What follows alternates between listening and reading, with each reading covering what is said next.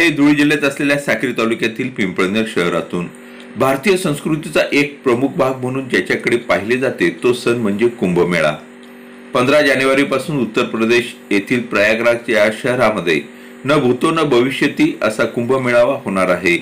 या कुंभमेळाव्यात 100 देशातून सुमारे 40 कोटी भाविक येतील असा अंदाज व्यक्त केला जात आहे। यातून दररोज 1200 टन कचरा निर्माण होईल आणि त्यामुळे हा कुंभमेळावा पॉलिथिन मुक्त करण्याचा मनसुबा आयोजकांचा आहे। यासाठी कापडी पिशवीचा वापर मोठ्या प्रमाणात करण्यात येणार आहे। त्यामुळे देशभरामधून या कुंभमेळाव्यात आपापल्या परीने सहकार्य करण्यात येत आहे। याच पार्श्वभूमीवर पिंपळनेर शहरातील RSS व हिंदू संघटनांच्या वतीने या कुंभमेळाव्यासाठी एक थाली एक थैला अभियान राबवण्यात आले। यासाठी पिंपळनेरकरांनी एक थाली एक थैला अभियानाला भरभरून प्रतिसाद दिला।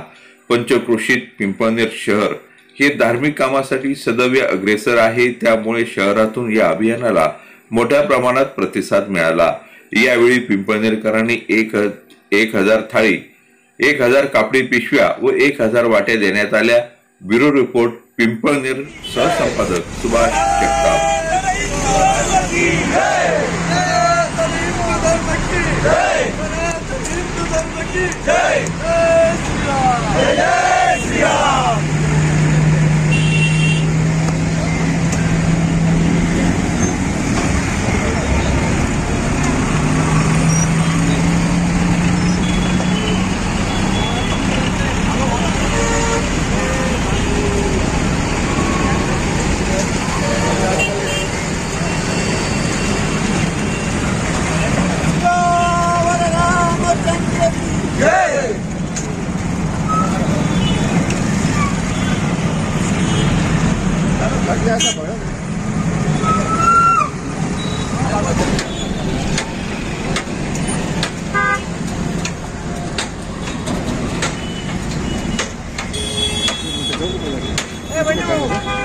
जानेवारी 2025 पासून प्रयागराज येथे आपल्या हिंदू धर्माचा सर्वात मोठा मेळावा म्हणजे कुंभमेळा हा होत आहे।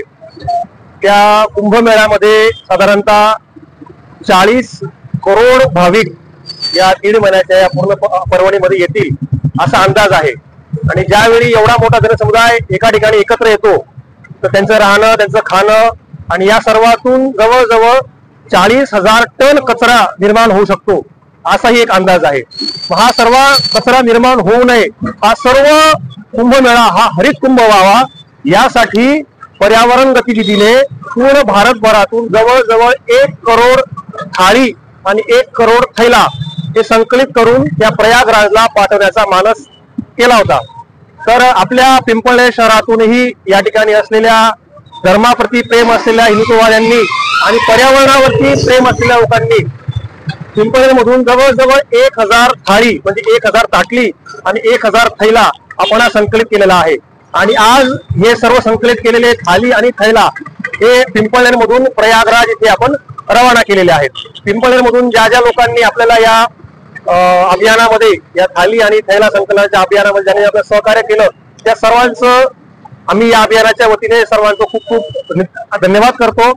जय श्रीराम। आपली बातमी आपल्या हातात। चॅनल शेअर करा, लाईक करा। Shabdganga news point channel subscribe करा। आपली बातमी